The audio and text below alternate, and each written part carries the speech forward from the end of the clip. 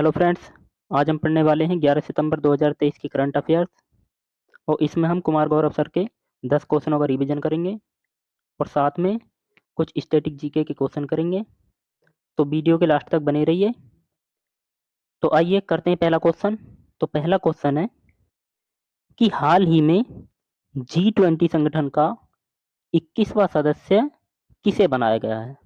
तो 21वां सदस्य बनाया गया अफ्रीकी संघ को।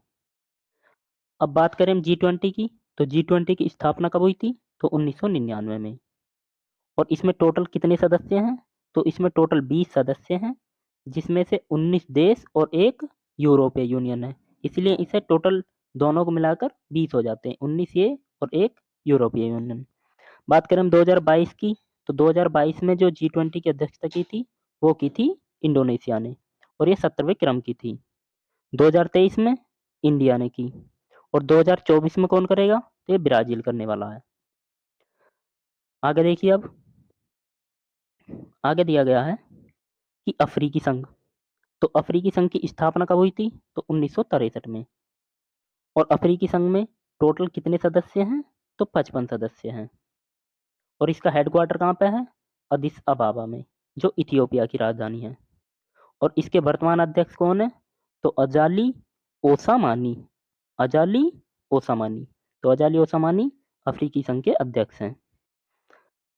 और आगे दिया गया है कि नई दिल्ली घोषणा पत्र में कुल कितने अनुच्छेद थे? तो इसमें टोटल 73 अनुच्छेद थे। इस घोषणा पत्र को कहाँ कहाँ लाया गया था? तो जो नई दिल्ली में G20 की अध्यक्षता हुई है वहां पर। तो इसमें 73 अनुच्छेद हैं, ध्यान रखिए। आगे चलते हैं अब हम। आगे दिया गया है कि नवीनतम सदस्य, मतलब किस संगठन में कौन सा नवीनतम सदस्य जुड़ा है। तो बात करें हम SCO की, तो SCO में कौन सा नवीनतम सदस्य जुड़ा है? ईरान। और NDB मतलब न्यू डेवलपमेंट बैंक, तो इसमें जुड़ा है मिस्र। और IMF का नवीनतम सदस्य एंडोरा, और ये 190वां सदस्य है। नेक्स्ट की बात करें हम, नेक्स्ट की कि आसियान। तो आसियान का नवीनतम सदस्य कौन बना है? तिमोर लेस्ते, और ये 11वां सदस्य बना है। बात करें ब्रिक्स की, तो ब्रिक्स का इसमें 6 नए सदस्य जुड़े हैं। और G20 का अभी अफ्रीकी संघ नया सदस्य बना है। अब नेक्स्ट क्वेश्चन देखो। नेक्स्ट क्वेश्चन दिया गया है कि हाल ही में वैश्विक जैव ईंधन गठबंधन का शुभारंभ किसने किया है? तो इसका आंसर हो जाता है भारत। तो भारत ने वैश्विक जैव ईंधन का गठबंधन किया है। बात करें हम कहाँ पर? भारत में भी नई दिल्ली में। और जो G20 की बैठक हुई थी उसमें इसका गठबंधन किया गया था।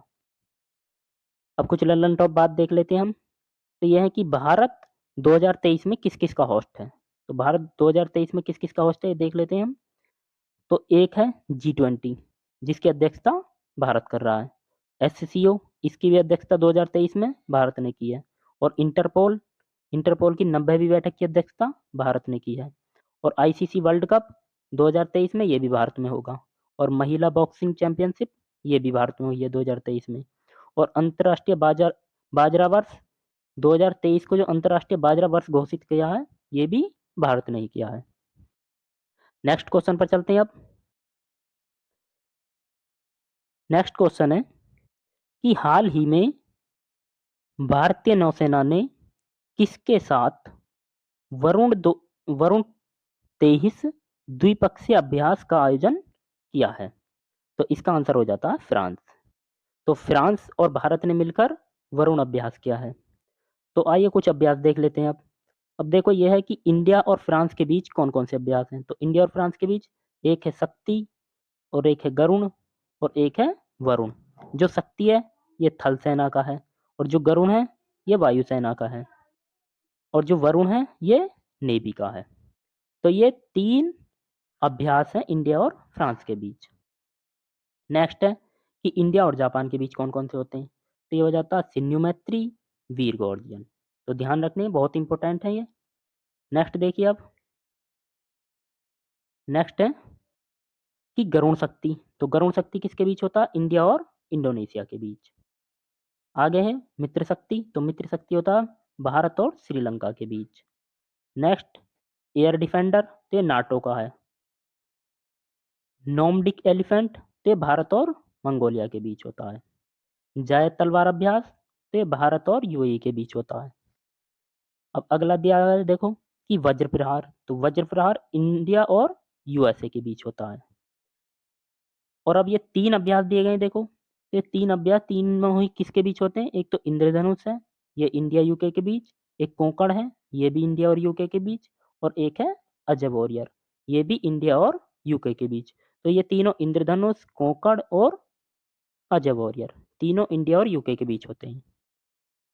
आगे दिया है कि आईएनएस विक्रांत, तो आईएनएस विक्रांत के बारे में तो आपने पढ़ा होगा कि भारत का पहला स्वदेशी विमान वाहक पोत है। आगे दिया गया है कि आईएनएस महेंद्रगिरी, तो आईएनएस महेंद्रगिरी क्या है? ये प्रोजेक्ट 17A का 7th जहाज है, मतलब जो 7वां जहाज है वो महेंद्रगिरी है। नेक्स्ट देखिए, अब नेक्स्ट क्वेश्चन दिया गया है कि हाल ही में भारत ने आसियान सम्मेलन में कहाँ दूतावास खोलने की घोषणा की है? तो इसका आंसर हो जाता है तिमोर लेस्ते। तो तिमोर लेस्ते में भारत ने अपना दूतावास खोलने की घोषणा की है। अब आसियान के बारे में कुछ हम जान लेते हैं। अब देखिए जो आसियान है इसकी बैठक हुई है, तो वो कहाँ पर हुई है? जकार्ता में। तो जकार्ता में 3 बैठक हुई है। एक हुई है east Asia summit, east Asia summit, इसकी 18वीं बैठक कहाँ पर हुई है? जकार्ता में। और एक है आसियान शिखर सम्मेलन, इसकी 43वीं बैठक हुई है। और एक है भारत आसियान शिखर सम्मेलन, तो इसकी भी बैठक कहाँ पर हुई है? जकार्ता में। तो जकार्ता में 3 बैठक हुई हैं अभी हाल ही में, तो इन्हें ध्यान रखना है कि एक तो ईस्ट एशिया समिट, और एक है आसियान शिखर सम्मेलन, और एक है भारत आसियान शिखर सम्मेलन। और भारत आसियान शिखर सम्मेलन की 20वीं बैठक हुई थी। अब देखिए आसियान की फुल फॉर्म, तो आसियान की फुल फॉर्म हो जाती है association of south east Asian nation, तो इसकी फुल फॉर्म हो जाती है। और आसियान की स्थापना कब हुई थी? तो ये हुई थी 1967 में। आसियान का हेडक्वार्टर कहाँ पर है? तो ये जकार्ता में है। और आसियान का अभी 11वां सदस्य कौन बना है? तो ये बना तिमोर लेस्ते। अब आगे देखते हैं हम। आगे दिया गया है कि ईस्ट एशिया समिट, जो ईस्ट एशिया समिट में 18 देश हैं वो कौन कौन से हैं? तो आसियान के 10 देश, और 11वां हो जाता है चीन, 12वां जापान, और दक्षिण कोरिया 13वां। तो ये 3 देश और हो जाते हैं। इसी प्रकार से याद करने हैं आपको, भारत, यूएसए, रूस, ऑस्ट्रेलिया और न्यूजीलैंड। तो ये टोटल हो जाते हैं 18 देश। अब नेक्स्ट देखते हैं हम। नेक्स्ट दिया गया है कि हाल ही में चर्चा में रहे हॉरजॉइन साइंस रिसर्च प्रोग्राम का संबंध किससे है? तो होराइजन साइंस रिसर्च प्रोग्राम का संबंध किससे है? तो इसका आंसर हो जाता है यूरोप। बात करें हम Horizon science research and research program की, तो इसे स्टार्ट किसने किया था? तो ईयू ने, मतलब यूरोपीय यूनियन ने। और कब किया था? 2021 में। ये 2021 से और 2027 तक चलने वाला है। अब नेक्स्ट देखो कि होराइजन साइंस रिसर्च प्रोग्राम, जो इसका नया सदस्य है वो कौन बना है? यूके बना है। अब बात करें हम ईयू की, तो ईयू का हेडक्वार्टर ब्रुसेल्स में। ईयू में स्टार्टिंग में कितने देश थे? तो 28 देश थे। अब कितने हैं? तो 27 देश हैं। जो ब्रिटेन है वो ब्रेग्जिट के अनुसार क्या हुआ है? बाहर हो गया। और बात करें हम ईयू के वर्तमान अध्यक्ष की, तो कौन है? वर्सुला वॉन, मतलब उर्सुला वॉन। नेक्स्ट देखिए अब। नेक्स्ट क्वेश्चन है कि हाल ही में डिजिटल किराया भुगतान के लिए नेशन फर्स्ट ट्रांजिट कार्ड किसने लॉन्च किया है? तो ये हो जाता है एसबीआई। तो नेशन, मतलब ये कार्ड जो है नेशन वाला, नेशन फर्स्ट ट्रांजिट कार्ड, ये किसने लॉन्च किया है? एसबीआई ने। और एसबीआई के हेड कौन है? दिनेश खारा। अब आगे दिया गया है देखो कॉमन कार्ड का सुझाव देने वाली समिति कौन सी थी? तो कॉमन कार्ड का सुझाव देने वाली समिति कौन सी थी? नंदन नीलकणी समिति। नंदन नीलकणी समिति। अब कुछ इन समितियों को देख लेते हैं हम। देखिए कुछ समिति दी गई है कि माधव गौडगिल समिति, तो ये किससे संबंधित है? पश्चिमी घाट के संरक्षण से संबंधित। नेक्स्ट है कि सरकारिया आयोग और पुंछी आयोग, तो ये दोनों भी किससे संबंधित है? केंद्र राज्य संबंध से। उसके बाद है संथानम समिति, तो ये किससे संबंधित है? केंद्रीय सतर्कता आयोग से। नेक्स्ट है विजय केलकर समिति, तो ये किससे संबंधित है? जीएसटी से। और जीएसटी किस संविधान संशोधन के द्वारा लागू हुई थी? 101वां संविधान संशोधन के द्वारा। नेक्स्ट क्वेश्चन पर चलते हैं अब। नेक्स्ट क्वेश्चन दिया गया है कि प्रति वर्ष विश्व ईवी दिवस, ईवी का मतलब है इलेक्ट्रिक व्हीकल दिवस, कब मनाया जाता है? तो इसका आंसर हो जाता है 9 सितंबर। तो 9 सितंबर को हम क्या मनाते हैं? विश्व इलेक्ट्रिक व्हीकल दिवस। और इलेक्ट्रिक व्हीकल दिवस कब स्टार्ट हुआ था? तो ये हुआ था 2020 में। अब देखो नेक्स्ट दिया गया है कि फर्स्ट अंतर्राष्ट्रीय पुलिस सहयोग दिवस कब मनाया था? तो पहला अंतर्राष्ट्रीय पुलिस सहयोग दिवस ये मनाया था 7 सितंबर को। अब इसी दिन क्यों मनाया था? क्योंकि 7 सितंबर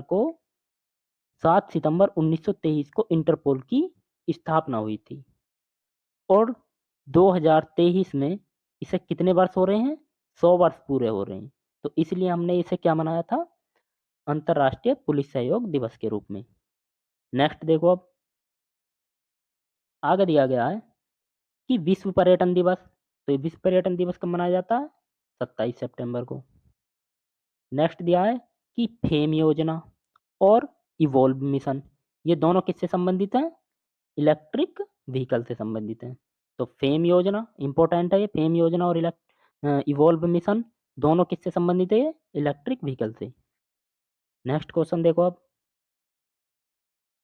नेक्स्ट क्वेश्चन दिया गया है कि हाल ही में भारतीय सेना ने सैनिकों के परिजनों को सुविधा और शिकायत निवारण के लिए कौन सा प्रोजेक्ट प्रारंभ किया है? तो इसका आंसर हो जाता प्रोजेक्ट नमन। तो प्रोजेक्ट नमन किसने लॉन्च किया अभी? है भारतीय सेना ने सैनिकों के परिजनों की सुविधा की शिकायत के निवारण के लिए कौन सा प्रोजेक्ट लॉन्च किया है? प्रोजेक्ट नमन। नेक्स्ट देखो अब कि स्पर्श पोर्टल, तो स्पर्श पोर्टल किससे संबंधित है? सैनिकों की पेंशन के लिए, तो ये इसलिए लॉन्च किया गया था। और किसने लॉन्च किया था?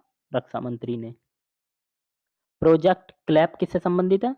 तो उत्तराखंड ने लॉन्च किया था ये, और ये शिक्षा से संबंधित है। ऑपरेशन सद्भावना तो ये लद्दाख में। नेक्स्ट देखो ऑपरेशन सद्भावना लद्दाख में। ऑपरेशन गंगा कहाँ चलाया था? यूक्रेन में। और ऑपरेशन देवी शक्ति तो ये चलाया था अफगानिस्तान में। ऑपरेशन करुणा तो ये म्यांमार में चलाया था। ऑपरेशन कावेरी तो ये सूडान में चलाया था। और ऑपरेशन दोस्त ये तुर्की और सीरिया में चलाया था, भूकंप से प्रभावित जो हुए थे उसके लिए। तो ये कुछ क्या थे? ऑपरेशन थे जो मैंने आपको बता दिए। नेक्स्ट देखिए अब। नेक्स्ट दिया गया है कि हाल ही में नॉर्थ ईस्ट इंडिया फेस्टिवल कहाँ आयोजन हुआ है? तो इसका आयोजन कहाँ हुआ? इटली में। और इटली में भी किस शहर में? मिलान शहर में। अब देखिए जो फर्स्ट पीएम है इटली की वो कौन बनी है? मतलब महिला, फर्स्ट महिला पीएम तो ये जॉर्जिया मेलोनी। पहली महिला पीएम जो बनी है वो जॉर्जिया मेलोनी। बात करें हम नॉर्थ ईस्ट के फेस्टिवलों की, तो कौन कौन से मनाए जाते हैं? तो एक है हॉर्नबिल, तो हॉर्नबिल फेस्टिवल कहाँ मनाया जाता है? नागालैंड में। चेरी ब्लॉसम ये शिलोंग में मनाया जाता है। और जो हॉर्नबिल फेस्टिवल है इसे फेस्टिवलों को फेस्टिवल कहा जाता है, मतलब फेस्टिवल ऑफ फेस्टिवल। खार्ची और केर ये दोनों कहाँ मनाए जाते हैं? त्रिपुरा में। सत्रिया, बिहू और बगरुम्बा ये कहाँ के हैं? असम के। नेक्स्ट दिए गए हैं कि सिरौलीली, तो सिरौलीली कहाँ का है? ये मणिपुर का। चापचरकूट ये मिजोरम का है। अंबुबाची का मेला ये असम में होता है। नेक्स्ट क्वेश्चन पर चलते हैं अब। नेक्स्ट क्वेश्चन दिया गया है कि fire on the Ganga life among the dead in Banaras, पुस्तक के लेखक या लेखिका कौन है? तो इसका आंसर हो जाता है राधिका अयंगर। तो राधिका अयंगर इस बुक की लेखिका हैं। और ये बुक किससे संबंधित है? तो यह दाह संस्कार के बारे में जानकारी मिलती है इससे, और डोम जनजाति जो दाह संस्कार करने वाली है उसका इसमें उल्लेख किया गया है। जो ये बुक है उसमें डोम जनजाति और दाह संस्कार के बारे में उल्लेख किया गया। नेक्स्ट दिया है देखो, अजय टू योगी आदित्यनाथ पुस्तक किसकी है? तो ये हो जाता है शांतनु गुप्ता की। तो ये 10 हमारे क्वेश्चन थे जिनका हमने रिवीजन किया।